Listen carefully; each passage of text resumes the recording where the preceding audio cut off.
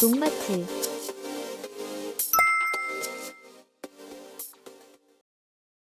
안녕하세요. 농마트TV입니다.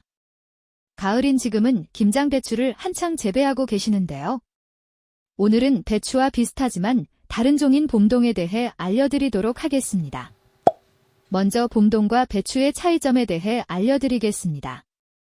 배추는 결구배추로 대부분 8월 말부터 재배하고 배추의 겉잎이 속잎을 단단히 감싸면서 성장하는 반면 겨울과 봄에 수확하는 봄동은 불결구배추로 겉잎이 속잎을 감싸지 않고 바깥으로 벌어지는 형태를 띠는 것이 특징입니다.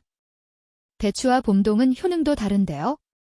배추는 식이섬유가 많아 장운동을 촉진하는 것이 주요 역할이지만 봄동은 베타카로틴, 칼륨, 칼슘, 인 등이 풍부해 빈혈 예방에 탁월하며 동맥경화에도 도움을 주는 건강한 작물입니다. 식감과 맛에서도 차이가 있습니다.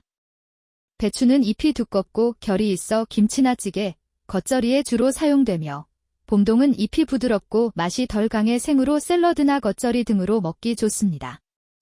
배추의 재배 방법에 대해 농마트에서 얼마 전 업로드한 적이 있었습니다. 그렇다면 오늘 주제인 봄동은 어떻게 재배해야 할까요? 봄동은 지역적으로 조금씩 차이가 있지만 일반적으로 9월 중순에서 10월 초순에 파종을 하며 늦어도 10월 중순까지는 파종을 해야 합니다.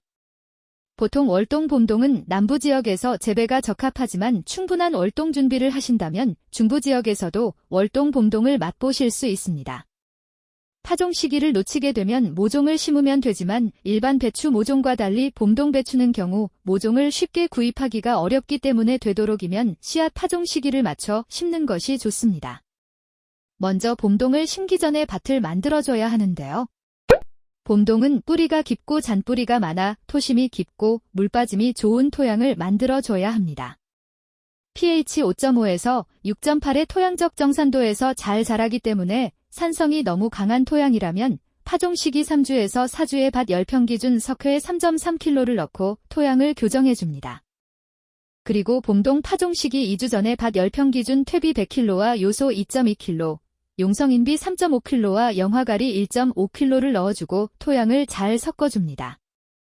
봄동은 평탄한 평 두둑을 만들어주며 많은 두둑 만들기 방식이 있지만 파종 방식에 따른 대표적인 두둑 크기에 대해 알아보겠습니다.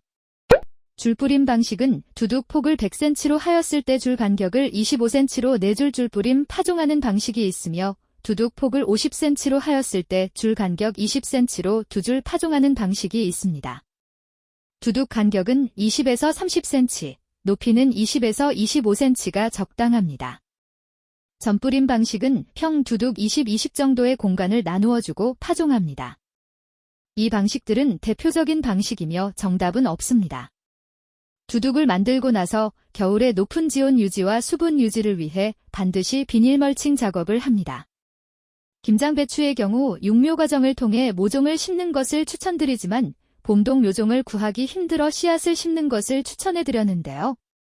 두둑을 만들고 비닐 멀칭 작업까지 완료되었다면 심을 자리에 비닐 멀칭을 제거해주고 파종 전 물을 주어 토양을 촉촉하게 해줍니다.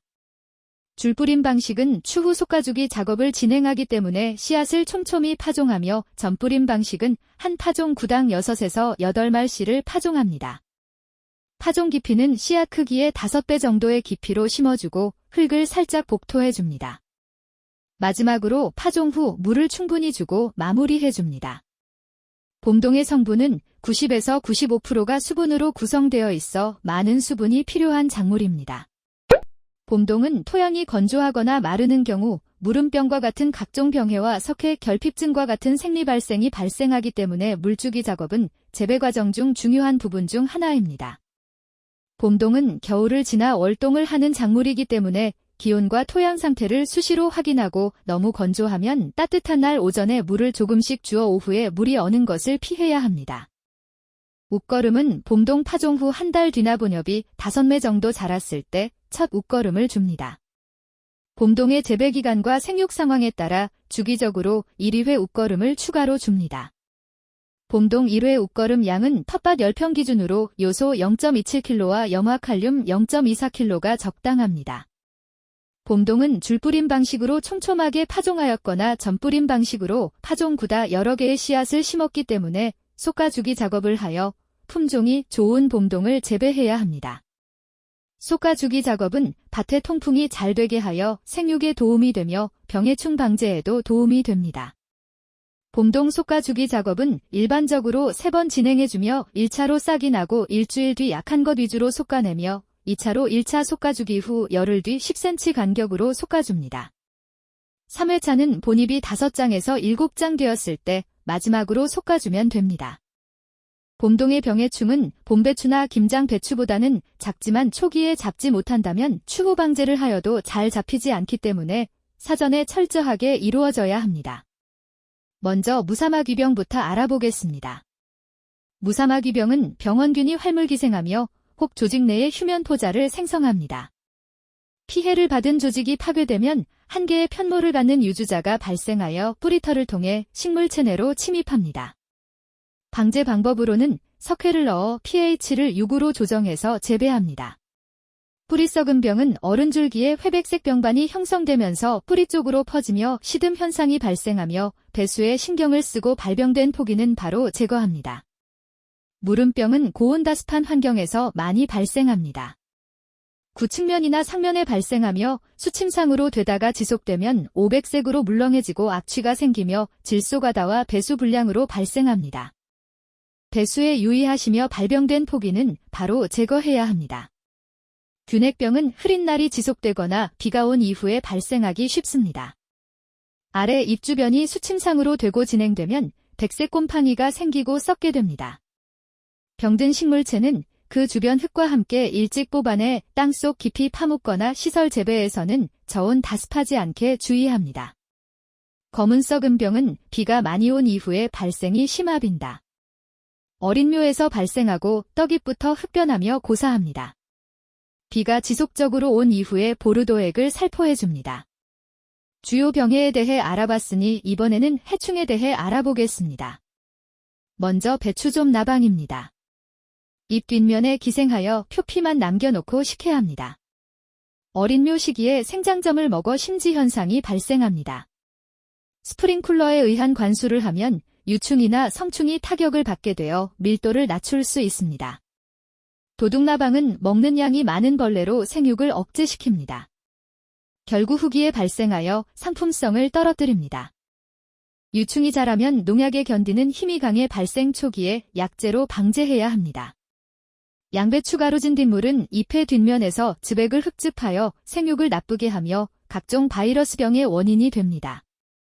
시설 내에는 방충망을 설치하여 외부에서 진딧물 침입을 막아 차단해야 합니다. 오늘은 배추와 비슷하면서 다른 봄동을 재배하는 방법에 대해 알아봤습니다. 봄동을 재배하며 주는 거름이나 병해충을 예방할 수 있는 약재는 농마트에 많이 있습니다. 인터넷이나 전화로 편하게 주문이 가능하며 오후 5시까지 주문을 해주시면 당일 배송하여 다음날 받으실 수 있습니다. 농마트는 항상 농민을 위해 품질이 좋은 제품을 제공하기 위해 국내뿐만 아니라 해외에 좋은 제품을 찾아다니고 있습니다. 그래서 이번에 중국 지사를 설립 예정으로 풀빅산, 휴믹산과 구연산, 인산가리, 해조 파우더를 직수입하기 때문에 물품을 빠르고 저렴하게 받으실 수 있습니다.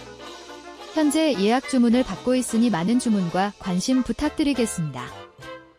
어느 농자재 마트보다 더 빠른 배송과 저렴하고 고품질인 비료를 사용하실 수 있는 장점이 있는 농마트 많은 사랑 부탁드립니다.